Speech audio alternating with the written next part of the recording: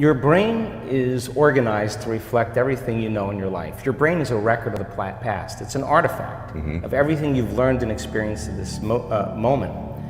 The feelings and emotions are the end product of past experiences, and we can remember experiences better because we remember how they feel. So most people wake up in the morning and they start remembering all their problems, and those problems are connected to certain people and certain things at certain times and places. The moment they start thinking about those problems, they're thinking in the past.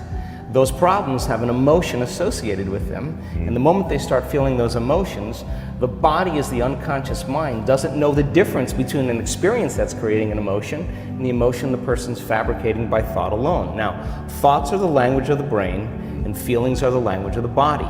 And how you think and how you feel creates your state of being. So most people's entire state of being, when they start their day, is already in the past. So you have a choice. The choice is you're either defined by a vision of the future or you're defined by the memories of the past. And when you decide to say, okay, I'm going to change, and you decide one thing, I'm not going to eat this food, I'm going to wake up earlier, I'm going to do something aerobic, I'm not going to have sugar after 6 o'clock, whatever it is, the person, whatever choice a person makes.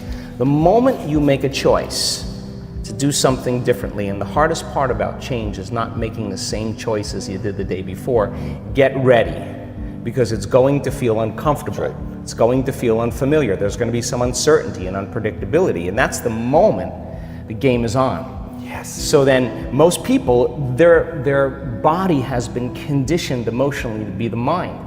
So now the body says, wow, I'd rather hang on to my guilt than take a chance and possibility. I'd rather live in fear than trust in the unknown. So once the person feels uncomfortable, the body goes, whoa, wait a second, we're out of the program here, and body starts influencing the mind. That's right. So it says, start tomorrow, you'll never change, you don't have the money to do this, you're not good enough, your mother told you were this, your father's fault, it's your ex's fault, you know, all of the voices that come up. Now here's the deal, if you respond to those voices, those same thoughts as if they're true, by the way, they're always going on behind the scenes of your awareness, but now they're amplified because you're outside your comfort zone. You believe in that thought's going to lead to the same choice, which is going to lead to the same behavior, which is going to create the same experience and produce the same emotion, and the person's going to say, this feels right. No, that feels familiar. Going from the old self to the new self is a neurological, it's a biological, it's a chemical, it's a hormonal, it's a genetic death of the old self. And people will say to me, in that void, in that unknown, I can't predict my future. And I'll say to them, the best way to predict your future is to create it. Not from the known, but from the unknown. I love it. So close your eyes now and think about that vision. Once you start thinking about that vision of your future, you're activating the creative centers in your brain.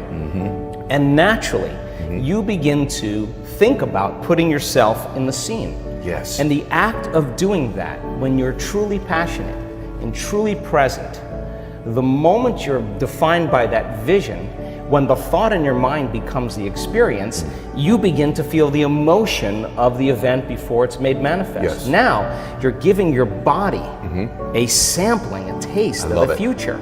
And now, if a thought and a feeling create a new state of being, you're combining a clear intention with an elevated emotion, and now you're beginning to change your biology, and you're seeing a whole new landscape that you could never see before because you're no longer viewing your future through the lens of the past. I love this. Now, this requires then something really specific, because most people will wait for their wealth to feel abundance. They'll wait for their success to feel empowered. They'll wait for their new relationship to feel loved. They'll get all these things when. Yes. So think about that. The absence of getting those things causes people to live in lack their entire life. That's right. And so they're waiting for something outside of them to change how they feel inside of them. And if they're not creating a new life, then they're not applying the proper principles, then they keep all their manifestations, all their dreams at arm's length.